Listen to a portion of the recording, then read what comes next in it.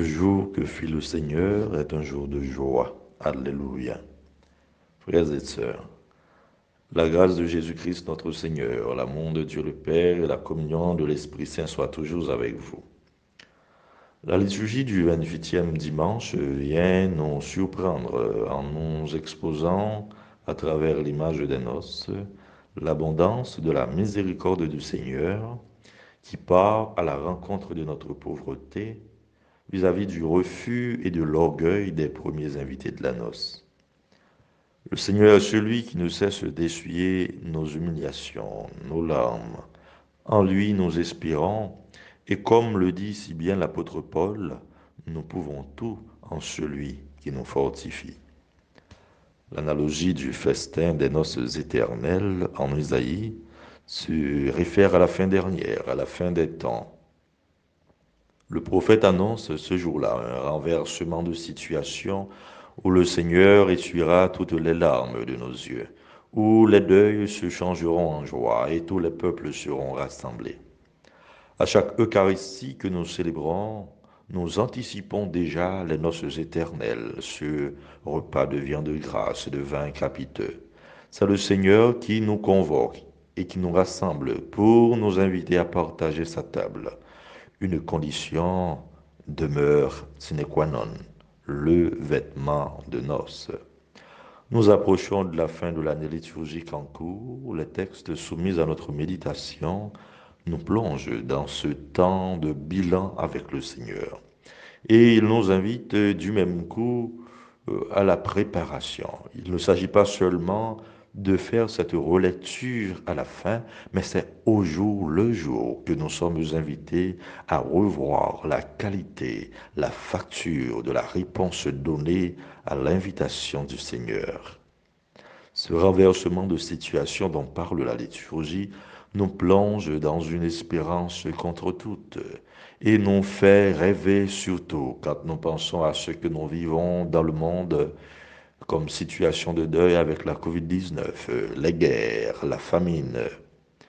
Chez nous, l'insécurité galopante avec le kidnapping systématique, les assassinats sont à l'ordre du jour.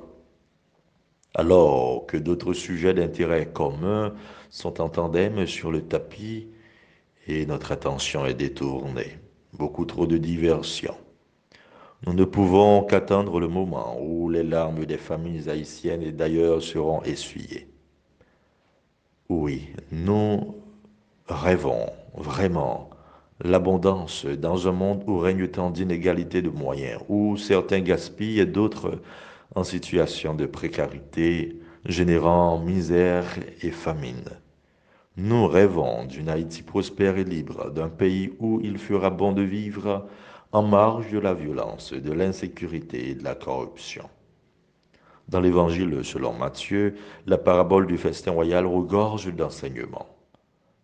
D'abord, le refus opposé à l'invitation par les premiers invités, ensuite le remplacement de ceux-ci par d'autres, enfin, le jugement porté sur le convive non revêtu de l'habit nuptial.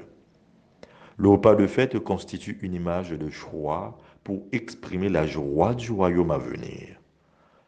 L'entrée dans le royaume, par contre, requiert pour le moins la réponse favorable des invités et la dignité des participants. Il s'agit de nous qui, dans notre pauvreté, avons reçu, malgré notre petitesse, l'invitation à partager la table du Seigneur. Avons-nous répondu à l'appel? Avons-nous encore notre habit nuptial? Il s'agit de la robe blanche de notre baptême. L'avions-nous trop entachée au point de ne plus pouvoir la porter? Qu'avons-nous fait de notre baptême? À quoi sommes-nous engagés comme baptisés, comme chrétiens? À chacune sa réponse. On ne peut qu'avoir le cœur revêtu d'émerveillement devant l'amour incommensurable, immérité de Dieu, qui est et reste incompréhensible.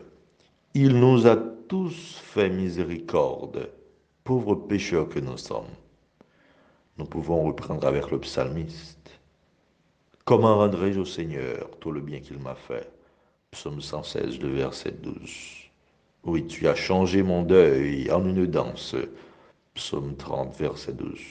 Et nous pouvons redire avec Saint Paul, je peux tout en celui qui me rend fort, en celui qui me fortifie.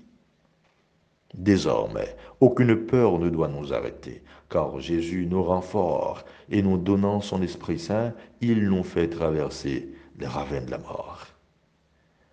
Le véritable habit de noces, le vêtement de fête, frères et sœurs, c'est entrer dans la joie et l'émerveillement d'une telle invitation. Heureux les invités au repas du Seigneur.